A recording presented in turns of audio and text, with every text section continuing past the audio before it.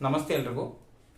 ನಾನಿವತ್ತು ನಿಮಗೆ form 15G ಹೇಗೆ ಫಿಲ್ ಮಾಡೋದು ಅಂತ ತೋರಿಸ್ಕೊಡ್ತೀನಿ. ಇದು ಯಾವಾಗ ರಿಕ್ವೈರ್ಮೆಂಟ್ ಬರುತ್ತೆ ಅಂದರೆ, ನೀವು ಕೆಲಸ ಬಿಟ್ಟಾಗ ಅಥವಾ ಕೆಲಸದ ಮಧ್ಯೆ ನೀವು PF ಅಮೌಂಟನ್ನು ವಿಡ್ರಾ ಮಾಡ್ಕೊಳ್ಬೇಕಂದ್ರೆ ಫಾರ್ಮ್ 15G ಫಿಲ್ ಮಾಡಬೇಕಾಗತ್ತೆ. ಬಟ್ ಈ ಫಾರ್ಮ್ 15G ನೀವು ಸರಿಯಾಗಿ ಫಿಲ್ ಮಾಡಿಲ್ಲ ಅಂದರೆ ಏನೇನಾಗುತ್ತೆ ಅಂದರೆ, ನೀವು ಕ್ಲೇಮ್ ಸಬ್ಮಿಟ್ ಮಾಡ್ತೀರಾ, ಅದಾಗಿ 20 ದಿವಸದೊಳಗೆ ಅದು ಕ್ಲೇಮ್ ಏನಿರುತ್ತೆ ರಿಜೆಕ್ಷನ್ ಆಗುತ್ತೆ. ಸೊ ಇದೇ ಥರ ನೀವು ಮಲ್ಟಿಪಲ್ ಟೈಮ್ ರಿಜೆಕ್ಷನ್ ಆಗೋ ಚಾನ್ಸಸ್ ಇರುತ್ತೆ. ಸೊ ಅದರಿಂದ ಫಾರ್ಮ್ 15G ಪ್ರಾಪರ್ ಆಗಿ ಫಿಲ್ ಮಾಡಿ ನೀವು ಕ್ಲೇಮ್ ಸಬ್ಮಿಟ್ ಮಾಡೋದ್ರಿಂದ ಯಾವುದೇ ತರ ರಿಜೆಕ್ಷನ್ ಆಗೋದಿಲ್ಲ, ಹಾಗೆ ಸ್ಮೂತ್ ಆಗಿ ನಿಮಗೆ ಅಕೌಂಟ್ಗೆ ಅಮೌಂಟ್ ಬರುತ್ತೆ. ಸೊ ನಾವೀಗ ಫಾರ್ಮ್ 15G ಹೇಗೆ ಫಿಲ್ ಮಾಡೋದು ಸ್ಟೆಪ್ ಬೈ ಸ್ಟೆಪ್ ಆ ಫಾರ್ಮ್ ಅನ್ನ ನೋಡೋಣ, ಬನ್ನಿ. ಸೊ ನೀವೀಗ ನೋಡ್ತಾ ಇರೋದು income tax rule 1962 form number 15G. So ಅದರಲ್ಲಿ ಫಸ್ಟ್ ಬಂದು ನೇಮ್ ಆಫ್ ದ ಅಸೆಸ್ಸಿ ಅಂತ ಡಿಕ್ಲರೇಷನ್ ಕೇಳುತ್ತೆ. ಸೊ ಅದರಲ್ಲಿ ನಿಮ್ಮ ಈ ಜಾಗದಲ್ಲಿ ನಿಮ್ಮ ಹೆಸರನ್ನ ಫಿಲ್ ಮಾಡಿ. ಸೊ ನಿಮ್ಮ ಹೆಸರು ಕೆಲಸದಲ್ಲಿ ಮತ್ತು ನಿಮ್ಮ ಆಧಾರ್ ನಂಬರಲ್ಲಿ ಎರಡೂ ಕೂಡ ಒಂದೇ ಥರ ಇರೋ ಥರ ನೋಡ್ಕೊಳ್ಳಿ, ಅದೇ ನೇಮನ್ನು ಫಿಲ್ ಮಾಡಿ. ಅದಾದಮೇಲೆ ಈ ಜಾಗದಲ್ಲಿ ನಿಮ್ಮ ಪ್ಯಾನ್ ನಂಬರನ್ನು ಫಿಲ್ ಮಾಡಿ. ಸೊ ನೀವೆಲ್ಲರೂ ಆಲ್ರೆಡಿ ಕೆಲಸ ಮಾಡ್ತಾ ಇದ್ದೀರ ಅಂತಂದಾಗ ನಿಮ್ಮ ಪ್ಯಾನ್ ನಂಬರಲ್ಲಿ 4ನೇ ಕ್ಯಾರೆಕ್ಟರು P ಅಂತ ಇರುತ್ತೆ. ಸೊ ಅದೇನು ಇಂಡಿಕೇಟ್ ಮಾಡುತ್ತೆ ಅಂದರೆ ಇಂಡಿವಿಜುವಲ್ ಅಂತ. ಸೊ ಅದರಿಂದ ಈ ಸ್ಟೇಟಸ್ಸಲ್ಲಿ ಇಂಡಿವಿಜುವಲ್ ಅಂತ ಫಿಲ್ ಮಾಡಿ. ನೆಕ್ಸ್ಟ್ 4ನೇ ಪಾಯಿಂಟು ಪ್ರೀವಿಯಸ್ ಇಯರ್. ಸೊ ನೀವು ಯಾವ ವರ್ಷದಲ್ಲಿ ನೀವು ಕ್ಲೇಮ್ ಮಾಡ್ತಾ ಇದ್ದೀರಾ ಆ ವರ್ಷದ ತನಕ ನೀವು ಕೆಲಸ ಮಾಡ್ತಾ ಇದ್ದರೆ, ಸೊ ಈಗ ನೀವು ಫಾರ್ ಎಕ್ಸಾಂಪಲ್ ಸೆಪ್ಟೆಂಬರ್ ತನಕ ಕೆಲಸ ಮಾಡಿದ್ರ, ಸೆಪ್ಟೆಂಬರ್ 2024.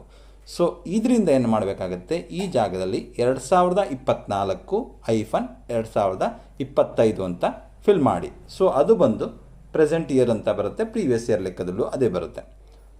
ನೆಕ್ಸ್ಟ್ ರೆಸಿಡೆನ್ಷಿಯಲ್ ಸ್ಟೇಟಸಲ್ಲಿ ನೀವು ಇಂಡಿಯಾದಲ್ಲಿರೋದ್ರಿಂದ ರೆಸಿಡೆಂಟ್ ಅಂತ ಫಿಲ್ ಮಾಡಿ.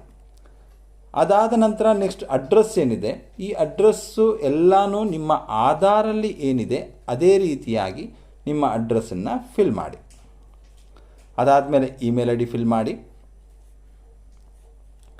ನೆಕ್ಸ್ಟ್ ಬಂದು ನಿಮ್ಮ ಮೊಬೈಲ್ ನಂಬರ್ನ ಫಿಲ್ ಮಾಡಿ. ಮೊಬೈಲ್ ನಂಬರ್ ಫಿಲ್ ಮಾಡುವಾಗ ಇಂಡಿಯಾ ಆಗಿರೋದ್ರಿಂದ +91 ಅಂತ ಬರೆದು ಅದಾದಮೇಲೆ ಮೊಬೈಲ್ ನಂಬರನ್ನು ಬರೀರಿ. ನೆಕ್ಸ್ಟ್ 15ನೇ ಪಾಯಿಂಟು ಇನ್ಕಮ್ ಟ್ಯಾಕ್ಸು ನೀವು ಆಲ್ರೆಡಿ ಫೈಲ್ ಮಾಡ್ತಾ ಇದ್ದೀರಾ, ನೀವು ಟ್ಯಾಕ್ಸ್ ಕಟ್ತಾ ಇದ್ದೀರಾ ಅನ್ನೋದಾದರೆ ಎಸ್ ಅಂತ ಕ್ಲಿಕ್ ಮಾಡಿ. ನಿಮ್ಮದು ಯಾವುದೇ ಥರ ಟ್ಯಾಕ್ಸ್ ಹೋಗ್ತಾ ಇಲ್ಲ ಅನ್ನೋದಾದರೆ ನೋ ಅನ್ನು ಇಲ್ಲಿ ಸೆಲೆಕ್ಟ್ ಮಾಡ್ಕೊಳ್ಳಿ. 16ನೇ point estimated income for which declaration is made ಅಂತ ಹೇಳ್ತದೆ. ಸೊ ಈ ಎಸ್ಟಿಮೇಷನ್ ಇನ್ಕಮ್ ಎಷ್ಟನ್ನು ಡಿಕ್ಲೇರ್ ಮಾಡ್ತಾ ಇದ್ದೀರಾ ಅಂದರೆ, ನೀವು ನಿಮ್ಮ PF ಪಾಸ್ಬುಕ್ಕನ್ನು ಕ್ರಾಸ್ ಚೆಕ್ ಮಾಡ್ಕೊಳ್ಳಿ. ನಿಮ್ಮ ಎಂಪ್ಲಾಯಿ ಪೋರ್ಷನ್ ಏನಿದೆ ಮತ್ತು ಎಂಪ್ಲಾಯರ್ ಪೋರ್ಷನಲ್ಲಿ ಪೆನ್ಷನ್ ಅಮೌಂಟನ್ನು ಬಿಟ್ಟು ಆ ಅಮೌಂಟ್ ಎರಡು ಟೋಟಲ್ನ ತೊಗೊಂಡು ಅಷ್ಟು ನೀವು ವಿಡ್ರಾ ಮಾಡ್ತಾ ಇದ್ದರೆ ಅದನ್ನು ಮೆನ್ಷನ್ ಮಾಡಬೇಕು. ಅಥವಾ ಅದಕ್ಕಿಂತ ಕಡಿಮೆ ಮಾಡ್ತಾ ಇದ್ದೀರ ಅಂದರೆ ಎಷ್ಟು ಅಮೌಂಟ್ ಕ್ಲೇಮ್ ಮಾಡ್ತಾಯಿದ್ರೋ ಆ ಅಮೌಂಟನ್ನು ನೀವು ಇಲ್ಲಿ ಫಿಲ್ ಮಾಡಬೇಕಾಗತ್ತೆ. ಅದಾದಮೇಲೆ ಇಲ್ಲಿ ಅದೇ ಅಮೌಂಟನ್ನು ಸೇಮ್ ತಿರ್ಗಾ ಇನ್ನೊಂದ್ಸತಿ ಫಿಲ್ ಮಾಡಿ. ಫಾರ್ಮ್ 15G ಇಲ್ಲಿವರೆಗೂ ನೀವು ಬೇರೆ ಯಾವುದಾದ್ರೂ ಫಿಲ್ ಮಾಡಿ ಕೊಟ್ಟಿದ್ರೆ ಆವಾಗ ನೀವು ಇಲ್ಲಿ ಎಷ್ಟು ನಂಬರ್ಸ್ ಕೊಟ್ಟಿದ್ರೆ ಅಂತ ಫಿಲ್ ಮಾಡಿ ಹೇಳಬೇಕಾಗತ್ತೆ. ಅಥವಾ ನೀವು ಯಾವುದೇ ಥರ ಫಾರ್ಮ್ ಫಿಲ್ ಮಾಡಿಲ್ಲ ಅನ್ನೋದಾದರೆ ಇದೆರಡೂ ಜಾಗದಲ್ಲಿ NA ಅಂತ ಬರೆದುಬಿಟ್ಟು ಮುಂದೆ ಹೋಗ್ಬೋದು. ನೆಕ್ಸ್ಟ್ ಈಗ 19ನೇ ಪಾಯಿಂಟಿಗೆ ಬರೋಣ. ಸೊ 19ನೇ ಪಾಯಿಂಟಲ್ಲಿ ಇಲ್ಲಿ ಸೀರಿಯಲ್ ನಂಬರ್ 1 ಅಂತ ಬರೀರಿ. ಅದಾದಮೇಲೆ identification number of relevant investment on account ಅಂತ ಈ ಜಾಗದಲ್ಲಿ ನಿಮ್ಮ UAN ನಂಬರ್ನ ಬರೀರಿ. UAN ನಂಬರ್ ಬಂದು ನಿಮಗೆ ನಿಮ್ಮ ಸ್ಯಾಲ್ರಿ ಸ್ಲಿಪ್ಪಲ್ಲಿರುತ್ತೆ. ಸೊ ನೀವು ಆಲ್ರೆಡಿ ಯೂಸ್ ಮಾಡ್ತಿರ್ತೀರ, ಅದನ್ನು ನೀವು ಇಲ್ಲಿ ಬರಿಬೋದು. ನೇಚರ್ ಆಫ್ ಇನ್ಕಮ್ ಅಂತ ಇದರಲ್ಲಿ PF ವಿಡ್ರಾವಲ್ ಅಂತ ಬರೀರಿ.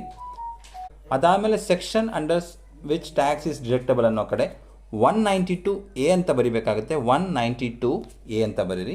ಮತ್ತು ಇನ್ಕಮ್ ನೀವು ಮೊದಲೇ ಏನು ಡಿಕ್ಲೇರ್ ಮಾಡಿದ್ರಿ ಮೇಲ್ಗಡೆ ಅದೇ ಅಮೌಂಟನ್ನು ನೀವು 16ನೇ ಪಾಯಿಂಟಲ್ಲಿ ಏನು ಡಿಕ್ಲೇರೇಷನ್ ಕೊಟ್ಟಿದ್ರ ಅದನ್ನೇ ಇಲ್ಲೂ ಕೂಡ ನೀವು ಬರಿಬೇಕಾಗತ್ತೆ. ಅದಾದಮೇಲೆ ನೀವು ನಿಮ್ಮ ಸಿಗ್ನೇಚರನ್ನು ಮಾಡಿ. ಸಿಗ್ನೇಚರ್ ಮಾಡಿದ ನಂತರ ಡಿಕ್ಲರೇಷನಲ್ಲಿ ಈ ಜಾಗದಲ್ಲಿ ನಿಮ್ಮ ಹೆಸರನ್ನ ಬರೀಬೇಕಾಗತ್ತೆ. ಸೊ ನಿಮ್ಮ ಹೆಸರನ್ನ ಬರೆದು ಯಾವ ಇಯರ್ ಎಂಡಿಂಗ್, ಆಲ್ರೆಡಿ ನೀವು 2024-25 ಅಂತ ಬರೆಯೋಕ್ಕೆ ಹೇಳಿದ್ವಿ, ಅದೇ ಥರ ಬರೀರಿ. ಸೊ 2024-25 ಅಂತ ಬರೀತಿದ್ದಾರೆ ಅಂದರೆ ಅಸೆಸ್ಮೆಂಟ್ ಇಯರಲ್ಲಿ 2025-26 ಅಂತ ಬರೀಬೇಕಾಗತ್ತೆ. ಪ್ರೀವಿಯಸ್ ಇಯರ್ ಅಂತ ಇದೆ, ಪ್ರೀವಿಯಸ್ ಇಯರ್ ಎಂಡಿಂಗಲ್ಲಿ ತಿರ್ಗಾ 2024-25, ಅಸೆಸ್ಮೆಂಟಲ್ಲಿ 2025-26. ಅದಾದ ನಂತರ ನಿಮ್ಮ ಪ್ಲೇಸ್ ಯಾವ ಲೊಕೇಶನ್ ಜಾಗದಲ್ಲಿ ಅಂತ ಬರೀರಿ, ನಿಮ್ಮ ಪ್ಲೇಸನ್ನ ನೇಮು ಮತ್ತು ಯಾವ ಡೇಟಿಗೆ ನೀವು ಕ್ಲೇಮ್ ಮಾಡ್ತಾ ಇದ್ದೀರಾ ಹಾಗೆ ನಿಮ್ಮ ಸಿಗ್ನೇಚರ್ನ ಇನ್ನೊಂದ್ಸತಿ ಮಾಡಬೇಕಾಗತ್ತೆ. ಸೊ ಇದಿಷ್ಟು ನೀವು ಫಿಲ್ ಮಾಡಾಯಿತು. ಇದಾದಮೇಲೆ ಪಾರ್ಟ್ 2 ಇದೆ. ಈ ಪಾರ್ಟ್ 2 ಅಲ್ಲಿ ಯಾವುದೇ ಥರ ಡೇಟಾನ ಏನು ಫಿಲ್ ಮಾಡಬೇಡಿ. ಓಕೆ, ಸೊ ಏನು ಫಿಲ್ ಮಾಡಿದಿರ ಇದಿಷ್ಟು 3 ಶೀಟ್ ಬರುತ್ತೆ PF ಡಿಕ್ಲರೇಷನ್ ಫಾರ್ಮು. ಈ ಡಿಕ್ಲರೇಷನ್ ಫಾರ್ಮನ್ನು ನೀವು 3 ಶೀಟನ್ನು ಸ್ಕ್ಯಾನ್ ಮಾಡಿ, ಒಂದು ವೇಳೆ ನೀವು ವಿಡ್ರಾ ಮಾಡ್ತಾ ಇರೋವಂಥ ಅಮೌಂಟು 50,000ಕ್ಕಿಂತ ಜಾಸ್ತಿ ಇದ್ದರೆ 15G ಬಂದು ಇದು ಮೊದಲನೇದಾಗುತ್ತೆ. ಅದಾದಮೇಲೆ ಪಾರ್ಟ್ 2 ಇದೆ. ಪಾರ್ಟ್ 2 ಆದ ನಂತರ ಅದು 3ನೇ ಶೀಟ್ಗೆ ಹೋಗುತ್ತೆ. 4ನೇ ಶೀಟಲ್ಲಿ ನಿಮ್ಮ ಪ್ಯಾನ್ ಕಾರ್ಡ್ ಕಾಪಿನ ಸ್ಕ್ಯಾನ್ ಮಾಡಿ ಅದನ್ನ ಜೊತೆಗೆ ಅಟ್ಯಾಚ್ ಮಾಡಿ ನೀವು PF ವಿಡ್ರಾ ಮಾಡೋ ಟೈಮಲ್ಲಿ ಈ ಫಾರ್ಮ್ 15Gನ ಅಪ್ಲೋಡ್ ಮಾಡೋದ್ರಿಂದ ನಿಮಗೆ ಯಾವುದೇ ಥರ ರಿಜೆಕ್ಷನ್ ಆಗೋದಿಲ್ಲ. ಹಾಗೆ ನನ್ನ ಡಿಸ್ಕ್ರಿಪ್ಷನ್ನಲ್ಲಿ ಈ ಫಾರ್ಮ್ 15G ಯಾವ ಪಾತಿಂದ ತೊಗೊಂಡ್ರೆ ಇನ್ಕಮ್ ಟ್ಯಾಕ್ಸ್ ಸೈಟಿಂದ ಎಲ್ಲಿಂದ ಡೌನ್ಲೋಡ್ ಮಾಡಬೇಕು ಅನ್ನೋ ಪಾತನ್ನು ಕೂಡ ನಾನು ಈ ಡಿಸ್ಕ್ರಿಪ್ಷನಲ್ಲಿ ಹಾಕಿರ್ತೀನಿ, ನೀವು ಅದನ್ನು ರೆಫರ್ ಮಾಡ್ಬೋದು. ಸೊ ಮುಂದಿನ ಎಲ್ಲ ವಿಡಿಯೋಗಳಿಗೆ ನನ್ನ ಚಾನಲ್ನ ಸಬ್ಸ್ಕ್ರೈಬ್ ಮಾಡಿ, ಸಪೋರ್ಟ್ ಮಾಡಿ. Thank you.